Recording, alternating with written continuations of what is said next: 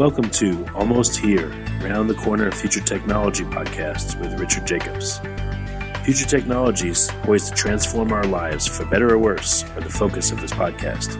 Almost here means these technologies are now here and starting to be used, or just around the corner, from Bitcoin to artificial intelligence, 3D printing, blockchain, virtual reality, and more.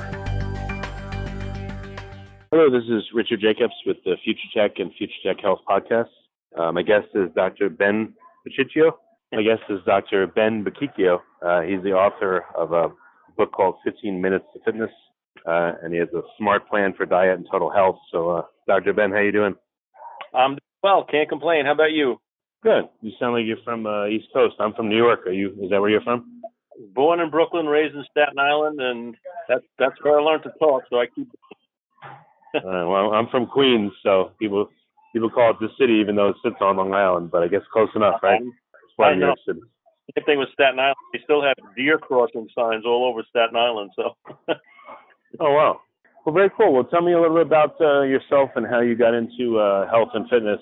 What's your background? Okay. I was always an athlete, a pretty high-level competitive athlete, and in my family history goes back a long time in training athletes and being involved in wellness. My uncle Felix was the manager of a heavyweight champion called Jersey Joe Walcott in the 1950s and 60s. So he was a trainer and a manager, and I was introduced to boxing and all the stuff that they went through as a kid. I had another uncle, Tony, who actually had a training partner called Angelo Siciliano, who was known to the country as Charles Atlas. And that was when my uncle Tony actually worked out with him, and I still have the set of weights that Charles Atlas had made back in the 30s or whatever. So really, what was Charles Atlas's real name? Angelo Siciliano. I also heard, this is cool. That's fascinating. I also heard that back in the 30s and 40s, it was like looked down upon to work out, and they had to do it in secret. Do you have any anecdotes from that time from talking to them? I do have some anecdotes about that. Everybody, I think, still knows Jack LaLanne. Well, I met her widow and her son, his son, about a year ago at an organization called National Fitness Hall of Fame. Okay, and I met his widow was 91 years old and his son, really nice people. And we're talking. I said, Jack seemed to me to have a pretty good understanding of physiology and anatomy. I said, how did he get this stuff? And she told me that he was actually a certified, licensed chiropractor back in the 40s in California, but that was looked upon as voodoo, so he never let it out. Because I said, this guy, he studied this thing. He knows what's going on. So it was curious. And then back in when I was growing up, my father would call anybody who did, took vitamins, did the stuff, they would call them health nuts, because they were, so into this stuff that was out of the ordinary. And now it's just kind of common. And then there's other kind of health nuts, they take it to another extreme. But that's where it started from. But I was always fascinated in the training part of this, being a competitive athlete. How do you get stronger? How do you get faster? So I took my undergrad degree in exercise. Actually, at that time, it was phys ed, health and science at Ithaca College. And then I went on to get a master's and then 2 PhDs, one in health and one in exercise physiology. And I've always been into the exercise wellness deal. Now, I don't know if anybody realizes in your audience, but intermittent fasting and keto diets are a big thing. Right, yeah, they are. I wrote my first article on fasting in 1978, and I've been using this stuff for forever, but most recently I've been getting real popular. And I did my own thing for a long time, had my own facilities, did my own consulting work, and they were after me to write a book for about 25 or 30 years, so I finally wrote that 15 Minutes to Fitness. Back in 1974, I created a system of slow resistance training, which we call SMART training, just gave it a little acronym, which literally requires 15 minutes twice a week. It's high intensity, and it's relative high intensity for everybody. So I do everything from training elite athletes to rehab patients to elderly people to kids, and I've done studies, measuring the benefits of those things with regard to health and function. And, weight loss is always, of course, a big driver of any of these kind of programs. So is it literally just 15 minutes a week, or is it several 15-minute sessions per week? 15 minutes per session. I didn't say per week. 2 15-minute sessions a week, which I've been doing myself for 50 years. I have plenty of patients and clients that have been doing it for 30, 40 years. So it's something you can do universally and at any level.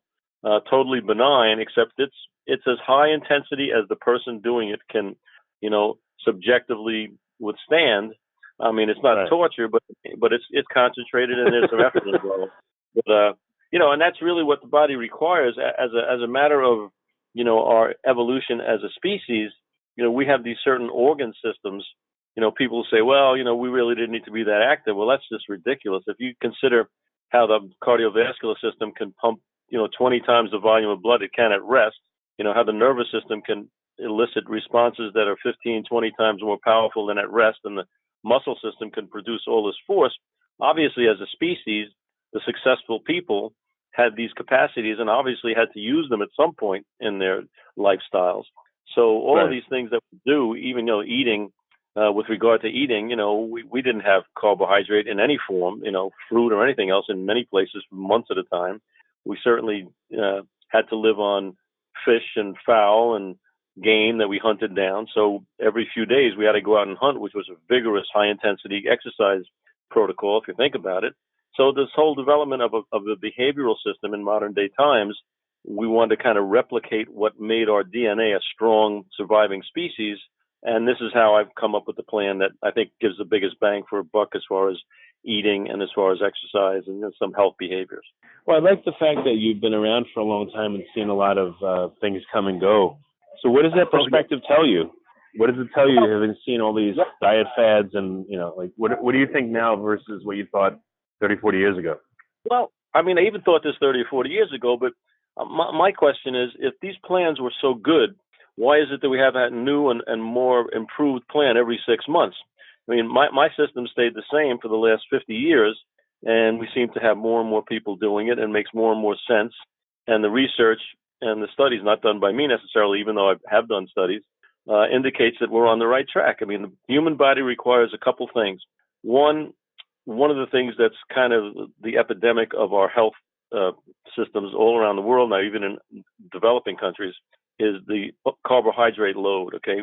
And people maybe don't understand that, a piece of whole wheat toast and a piece of birthday cake at some point break down into glucose. So one may break down a little slower, which may be slightly more beneficial. But to me, it's like saying, 3 cigarettes is better than 10 cigarettes a day. It's still not something I would suggest. So what's happening is now we have an epidemic of what we call insulin resistance. Diabetes, for example, has always been measured by blood sugar. But the real disease in diabetes is that we become resistant to insulin because we ask it to be secreted from birth because we're eating so much sugar. And at some point, you become resistant to that. It's almost like a crack addict or a heroin addict. They need more and more. But at some point, your body says, I'm shutting down. I'm not producing more insulin. So now this sugar has to find a place to go. We don't want it in the bloodstream. It goes back to the liver, gets converted to fat. And then we get this fatty liver, which now is an epidemic, fatty liver disease, which used to be alcohol-related. Now it's not. And diabetes, which they measure by sugar in your blood. But really, the culprit is insulin. And guess how they treat it? They give you insulin to treat it. Insulin, yeah. Yep. Which is the cause of the disease. And, the diagnosis of diabetes from the doctor is a progressive, irreversible process. And yet I'm working with scientists and, MDs, legitimate guys at universities that are reversing diabetic indications in 6 months. I mean, it's a behavioral disease which can be reversed by reversing the behavior that caused it in the first place. This kind of stuff. So anyway, as my career has progressed or continued, I've gotten more and more into the health aspect, kind of backed into it because the exercise that I do happens to be the most required, the most beneficial form of exercise that anyone can perform. Now high-intensity interval training is a big thing, and a lot of studies are coming out, but basically I designed a high-intensity interval training system called SMART in 1974, and I've been using it. I've used it in studies. I work with Johns Hopkins School of Medicine. We've used it with kids. We used it with elderly. I've worked it with ASU. We did the Smart Kids with ASU. A bunch of universities have come to me to try to present studies, so we actually have randomized controlled trials instead of just saying Dr. Ben says it's a good thing for you. We do actual studies, and so we have some basis in science and in practical application. We have had pretty good levels of success continuously. Yeah. What are there people that they may not be reporting properly, but if they do seem to report properly, is there anyone, if they eat properly, if they eat right, if they have very low carb, very low sugar, that will not come back to a healthy weight? Are there people that will stay overweight, but, for all intents and purposes, they do seem to be very healthy at the same time? Have you seen that? No, there's an interesting kind of a concept. I mean, fat cells have a certain capacity to store fat healthily, and that's what they're supposed to be there for, is to store energy. Some people have a proclivity for storing more fat in their cells before they run into this over fat, where the cell rebels a little bit and starts to release the fat into the bloodstream, into the heart. So you have a fatty heart, which is clogged arteries and inflammation. You have a fatty liver, which completely disrupts function of metabolism, and things like that. But yeah, there are some people, but most people, well, let's put it this way: at least 70% of us are probably insulin resistant, because we grew up in I'm 70, but we grew up in a generation, even the generation after me, grew up where we started to introduce sugar into everything. High fructose corn syrup, which is basically, like I say in my book, your mama would say, watch out with that corn syrup, with that maple syrup on your pancakes. You eat too much, you'll get sick. Well, imagine taking that bottle of syrup that we used to put on pancakes and putting it in every processed, baked, prepared food, which is what they do with high fructose corn syrup. You're literally putting syrup on everything that you eat. And guess what happened? Yep. My mama was right. We got sick. So as a nation, we can't. Here's what I present in some of my seminars and in the book. Okay, the body can hold 2 or 3 months easily worth of fat storage for energy. It can hold and reserve 1 day's worth of sugar energy. Now, what do you think as a developing species we relied upon? The 1 day level of energy, or the 3 month one? If it was the 1 day one, we wouldn't have survived as a species. Right. Okay, couple interesting little basic scientific points. There are things called essential amino acids. Those are proteins that you need on pretty much a continuous basis, on a daily basis, because your body can't really make them. Okay, number 2, essential fatty acids. Those are fats that turn into membranes and connective tissue and things like that. Those are essential. There is no such thing, zero, as an essential carbohydrate. You can live the rest of your life without a single carbohydrate, even though we've been told by industry and the government that we should eat 7 to 8, 9, 10, depending on the pyramid that you look at, servings of fruits and vegetables and grains. Now, the vegetables we can get away with. The fruits, unfortunately, are about 5 times sweeter, more sugar content than they were before we cultivated them to be sweet. And grains, unfortunately, again, whole grain, steel-cut wheat breaks down into glucose at some point. It breaks down a little slower, so it's not quite the insulin effect, but anything that causes your insulin to rise causes inflammation and causes us. Insulin is a hormone that says store energy. If I wanted to make you fat, I would inject you with insulin, okay? And that's exactly what we're doing when we eat carbohydrates. We're basically, through our mouth, ingesting insulin. So what's there's your program. I guess it wouldn't work in isolation. You also need to eat right. Well, I don't think any of these behaviors, act in isolation. I think, there's a behavioral model, and my philosophy as a minimalist is that what's the least amount of a behavior that I don't feel like doing, because as humans, we are innately, a little bit lazy. We want homeostasis is a wonderful place, which means you stay in the same place. But if you find you're in a compromised place, if your doctor says your labs aren't good, if you're not feeling good, if you're feeling old and don't have the energy that you think you should have, then I think it's time to say, hey, I don't think this is a healthy state. What do I do about it? So the plan is basically, what's the minimum amount of exercise? There are 2 things. Exercise and activity are 2 different things. 15 minutes twice a week of exercise. High intensity, relative high intensity, and I have people that I train that are in wheelchairs that can do it. And you can do, nobody's going to get hurt because of the slow movement. And also, number 2, we need a certain amount of activity. Okay, if you're sedentary, the offset of that sedentary behavior is activity, not exercise. Activity, meaning not being sedentary, not sitting in a chair for 8 hours a day. Because when we were sedentary as a developing species, what happened? If you couldn't keep up with the pack, you got left behind. You now became prey. You couldn't get to shelter. You couldn't get to water. You died. Now it takes 60 years for you to die if you're sedentary. You die from some other disease. Activity and exercise are 2 behaviors. And then eating, it seems that in my observation that about 80% of the people do very well if I can change that insulin glycogen, insulin sugar axis, by cutting down on carbohydrates pretty significantly. What if you wanted to go whole hog? You want to do everything possible to to get yourself in better shape? Should you include intermittent fasting? What about exogenous ketones? Any other helpers that you know of that you think would be good? Yeah. You're in my bailiwick. There are about 10 or 12 people in the world, not to blow smoke up my own butt, but that are really leading the edge of this, okay, and talking about it. And I'm one of them from the exercise side, but I know a lot about the diet. Now, like I said, I started writing about fasting in 1978. So here's a simple read on that. When you eat, you're basically sending a metabolic signal to store energy. That's what eating's about. When you do not eat, which means you're fasting or not eating, like when you wake up in the morning, you fasted for 8 or 10 hours, okay? You're telling your body to burn energy because you're not eating and not supplying energy, okay? So the intermittent fasting means simply this, okay? I gave a talk about this in an international conference about 8 weeks ago, and I said, in the old days, we called intermittent fasting eating once a day.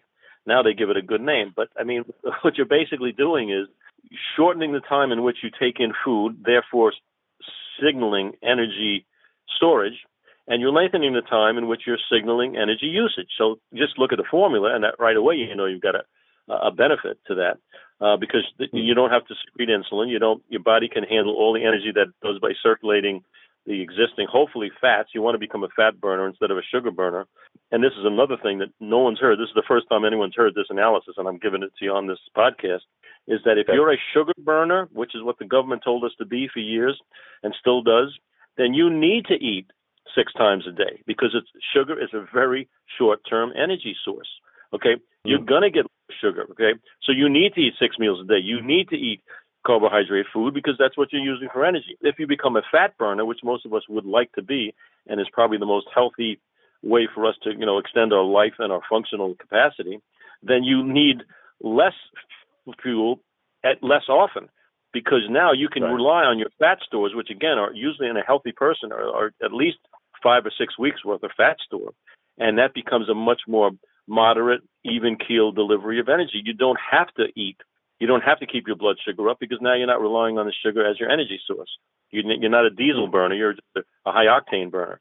So, I'm trying to give you some analogies that make some sense, but that's really what we're trying to do. And that's how our bodies, again, develop. That's hardwired into our DNA.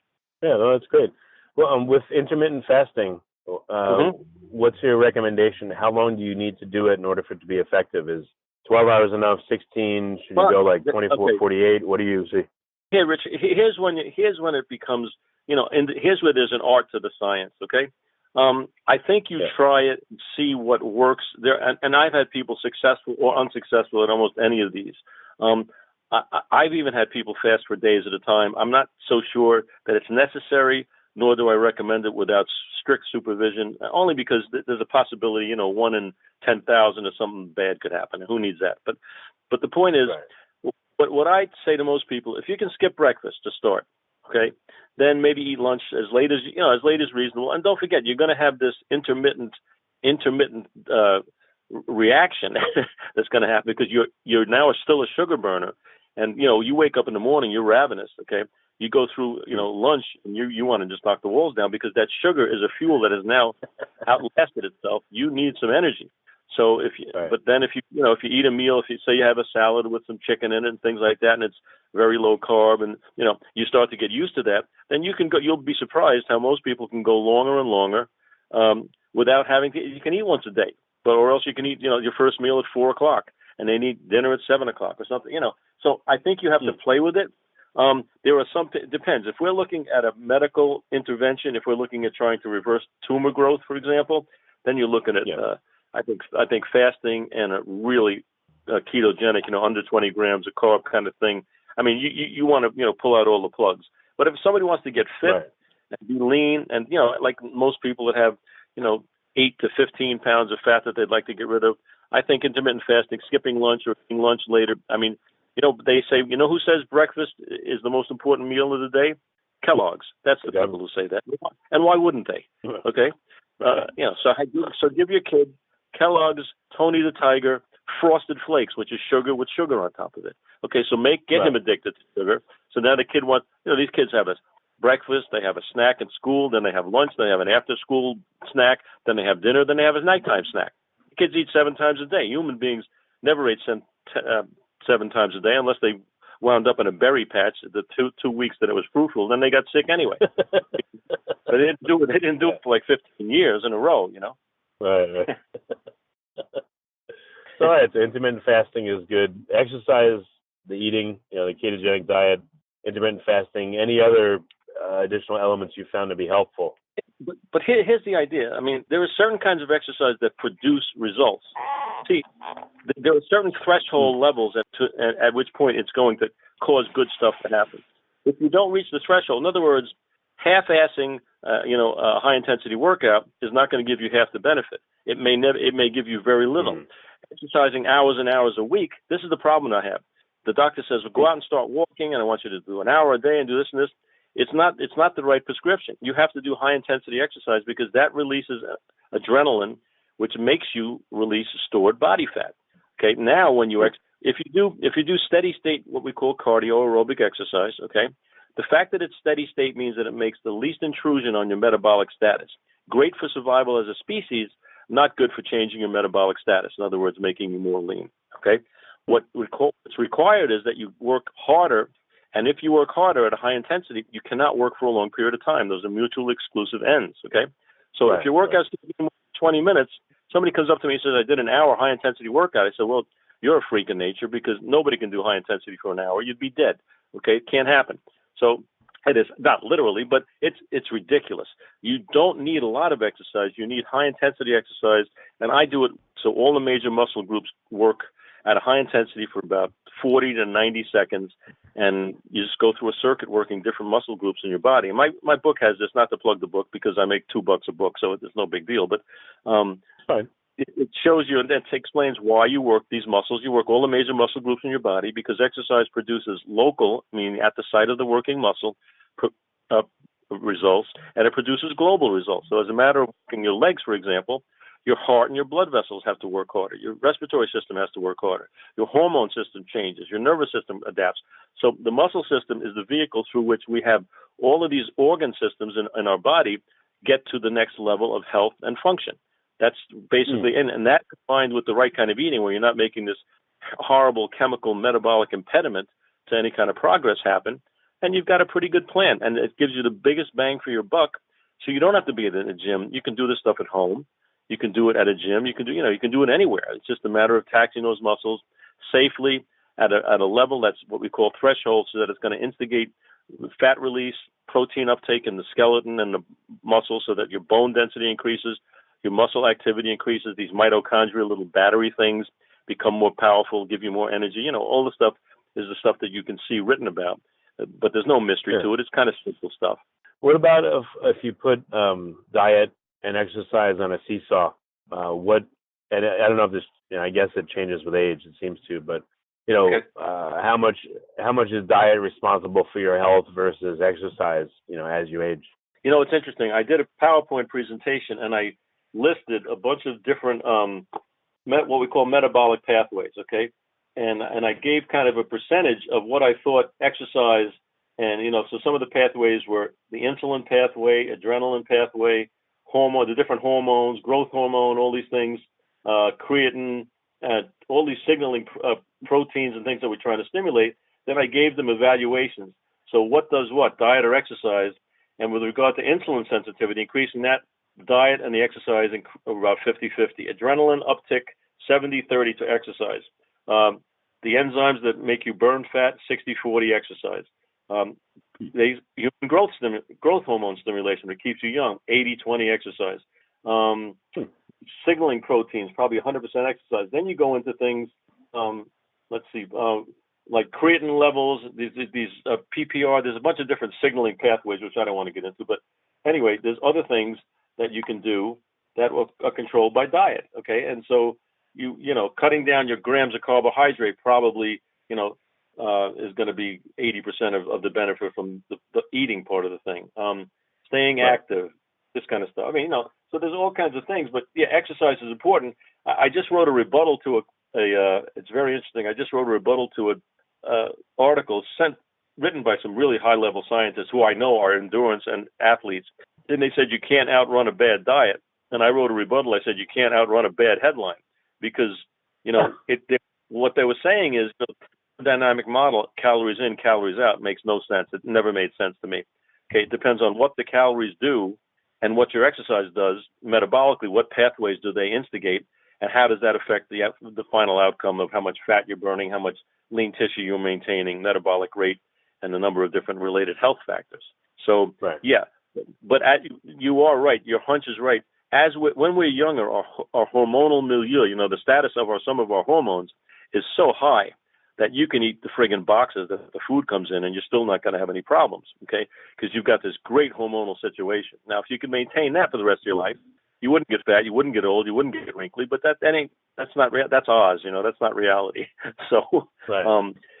You do become more insulin resistant because we've had sugar.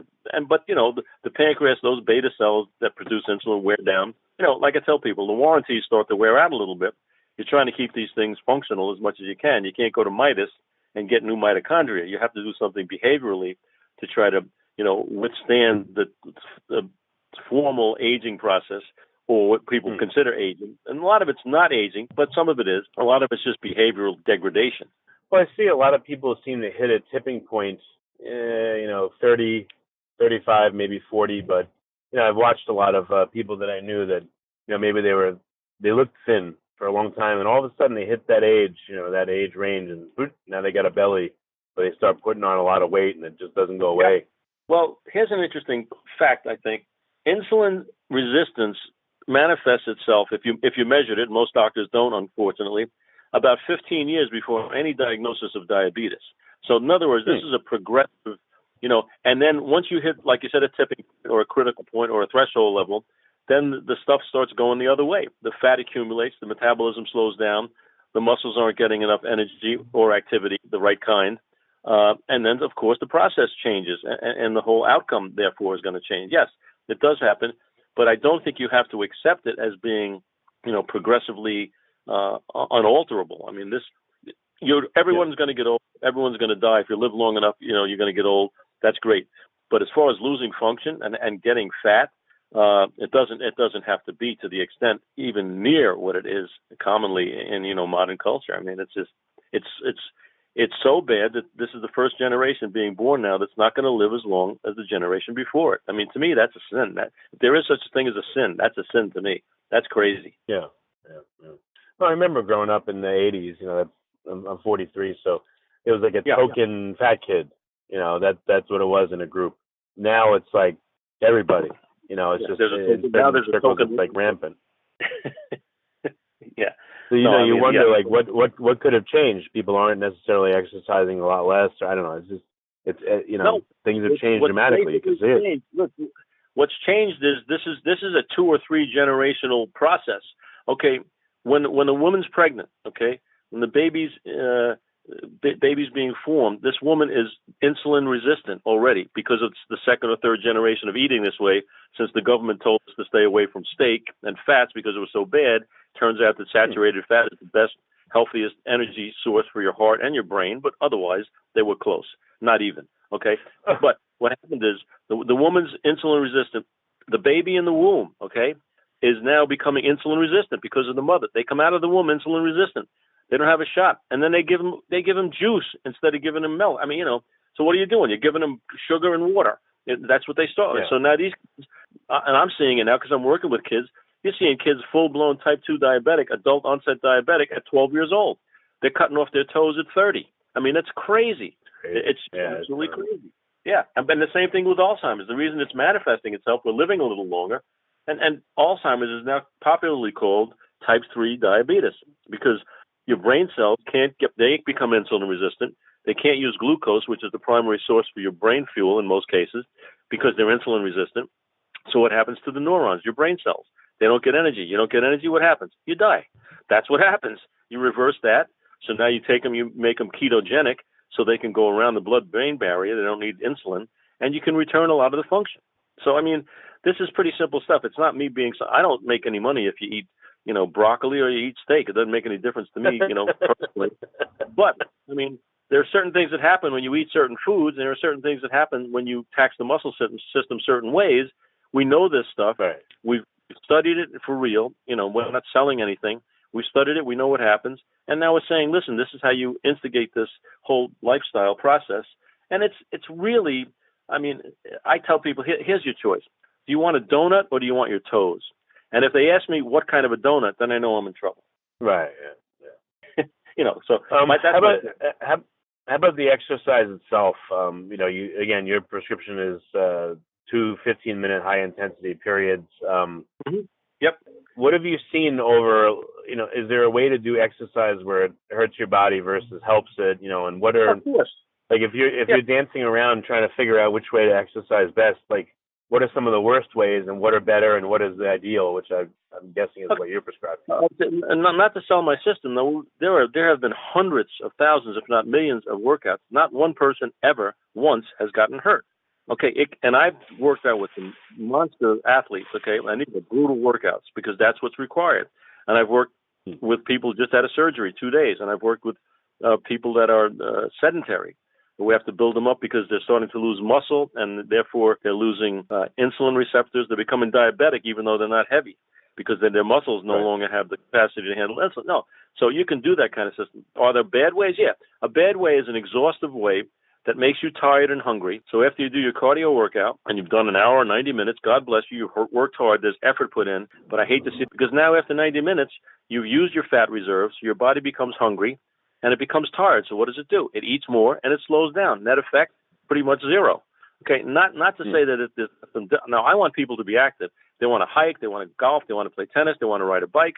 That's yoga, stretching. I love all that stuff. In fact, in my book, I have a plan. You can do stuff every day. But if you're talking about high-intensity exercise every day, it would be like trying to get a suntan by sitting in the middle of the day sun 5 days in a row for 5 hours. You ain't getting a suntan because you can't respond to that much stimulus. You're going to overdo it and get sun poisoning and blisters, okay? Same with high-intensity exercise. It takes a few days to recover metabolically. So now you're in a state where you can tax your body again and try to stimulate an upward adaptation, something that's better or higher, or at least not lower. But if we do this every day, it becomes dangerous. And then most exercise programs, they don't care about form and speed and technique. Then the joints become the issue. I mean, you can't get the benefit of exercise if you're injured all the time. And a lot of these, and I hate to knock any particular thing because at some point this is all fun, I guess, but, a CrossFit thing, people are whipping things around. And, exercise should not be the Cirque du Soleil. It should be a controlled, directed process.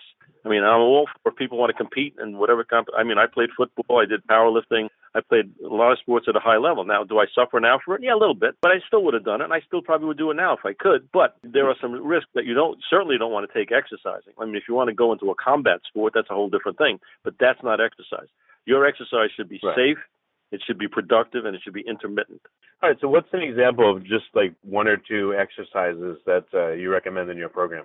Okay, I mean, here's a basic routine that I do and most of my people do.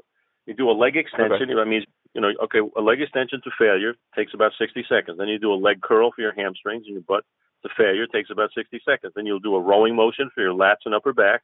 That takes about 90 seconds. Then we'll do a shoulder lateral, some kind of dumbbell lateral or machine lateral. That takes about 40 seconds.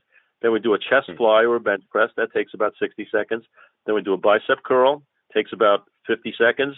Then we do a tricep extension on a rope or on a machine or the dumbbell. That takes about a minute. And then maybe we'll throw in a little bit of abs at the end because everybody wants to work their abs, And that's it. That's worked out. And let me tell you something. Nobody's ever asked me for the 16th minute when they get done with the workout. But understand, it's like relatively like wind sprinting for every muscle group in your body.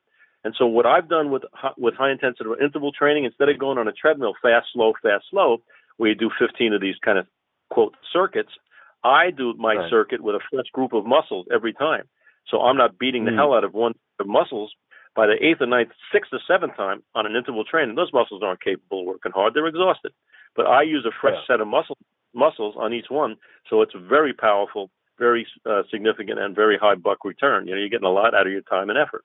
Are you literally doing one rep to failure, or are you doing like a set to failure? One set to failure, and usually the sets, depending on the speed, and I'm not a numbers guy because I have another saying, muscles can't count, but one set probably consists of 3 to 6 repetitions in most cases. Okay, that's real. And then within the allotted time, you want to know load time. In other words, if you're on an exercise for 2.5, 3 minutes, in my case, that's not high intensity. If I ask you to sprint, you ain't going a mile, okay? I want it to be high intensity. If you last 20 seconds, 30 seconds, and the weight may be too heavy, okay? So, and I hate, again, to use numbers because there are different people with different neurological efficiencies and different function, but to be generalistic, okay, you're looking at, say, a minute, a little less, a little more, depending on the complexity of the movement, depending on the person slightly, and that it's going to probably entail slow enough speed, 3 to 6 repetitions, I would think. What's your intensity? I mean, what's your intensity? What's your opinion of? I believe it's called like efficient exercise. They have these machines that you'll push with all your might, and it resists you in such a way as like you can do like max output for, I don't know, 30 seconds or until failure. Have you seen those? Yeah, there is a set of resistance machines that are manufactured in Europe. I was approached by them. I know a couple of people in the States, maybe 2 or 3 now that have them. What happens when you do the positive, say you're curling, you bring your fists up to your shoulders, it's 60 pounds. As soon as you change direction, it becomes 85, 90 pounds. So now you're capable of handling more on the negative, returning the weight, than you are on lifting the weight. That's pretty cool. Huh. I think it's cool. Now, whether they've got it right, whether it's a 60-40 ratio, I don't know, but I think and they're very expensive. But I think, again, they're great tools subject to the use of the user, subject to the expertise. You can get great benefits out of bands. I've got monster guys that travel, and we get them these thick old bands, and they can do my whole workout, which I have in the book. I have a band workout, I have a gym workout, and I have a total gym workout because Total Gym has sponsored me, and we've done work together for years. I trained Christy and Chuck, and I don't know if you're familiar with that stuff, but yep, that kind of, yeah. And so I put those 3 workouts in there, but the principles, I state the principles of the exercise, and then the tool that you use depends on availability, and some are a little more efficient than others. There's no question about it. But it's not like you're going to be lost if you just have bands to work out with, or you have dumbbells, or you have a total gym or Bowflex. So yeah, twice a week, 15 minutes a time doesn't sound like much, but you're saying it has that's the optimal effect. Yeah, well, that's all your body can tolerate, and you want to have at least 2 days off in between. In other words, you don't want to do it Saturday and Sunday. You take 5 days off. So a Monday, Thursday, Monday, Friday, Wednesday, Saturday, that kind of a thing. So you'll have a 2-day off period and a 3-day off period in between. And in between, yes, would I like you to be active? I would like you to stretch every day, especially as you get older. I would like you to do some aerobic, but not to the point of, failure, but aerobic activity. I want you not to be sedentary. That's a separate and distinct issue. So exercise, activity, controlled carbohydrate eating. I think, boy, that's a great start. I think you're going to get a lot of bang for your buck out of that plan. Have you known anyone that was actually trying and doing everything you said and it just didn't work for them? Yep. Usually 45 to 60-year-old women, and then we have to go into some more analysis. We got to get some more lab work. We got to check hormone activity. We got to check thyroid function, something called leptin, which almost no doctor knows about, but that's something that has to do with metabolic rate and satiety and things like that. Yeah, sure. I would say 80% of the people, this thing is the answer, and it's a good answer for the other 20. But yeah, this becomes at some point, Richard, this becomes a little more hit and miss with certain people with certain hormonal predispositions, and a lot of women go through that. They're the hardest ones to deal with, I'll be honest with you. Yeah, and you always have outliers. You have some people that could do almost anything and they get great results, and you have some people that can be really pure at it, and they're hard gainers. No question about that. But we're addressing the main hurdles that most people face most of the time for most of their lives. Right. Okay. All right, and then last question or so. So you're in Scottsdale, Arizona, right? Yes, sir. Okay. Well, if someone's not local to you and they want to do the workout, what's your recommendation? Can they get the book and show it to their trainer, or they just do it themselves? Yeah, you can't help everybody. What do you do? Oh, they get the book, and then you can put my info on there as far as cell phone. I mean, I have people that answer it, I answer it, and we can find for them somebody who's. What I'm in the process of doing now is certifying people so that we know they have at least shown some competence in doing this. But there are people that exist almost all over, especially obviously the bigger the city, the more likely you are to find people they've been doing this stuff. Or some super slow is a knockoff of my system, slow burn. There's other things. I mean, there's plenty of people doing something really similar, and I have very little problem with them other than just intellectually. But as far as what they do, I think it's much better than what most people in the world do. So, yeah, you can find somebody to do this stuff, absolutely. So if they go to my website, they can email me, drbenbow@hotmail.com, and I'll try to get them somebody within 72 hours. Usually I can find somebody. That's great. All right, Dr. Ben. Well, I appreciate you coming on, and thanks for all your time and your knowledge. All right. Well, it was fun. I hope you guys do well, and let me know if you need any more advice.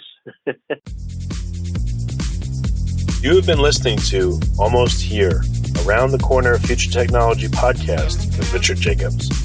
Subscribe to this podcast, post a review to discover more future technologies that are poised to transform our lives for better or worse, such as Bitcoin, artificial intelligence, 3D printing, blockchain, virtual reality, and more.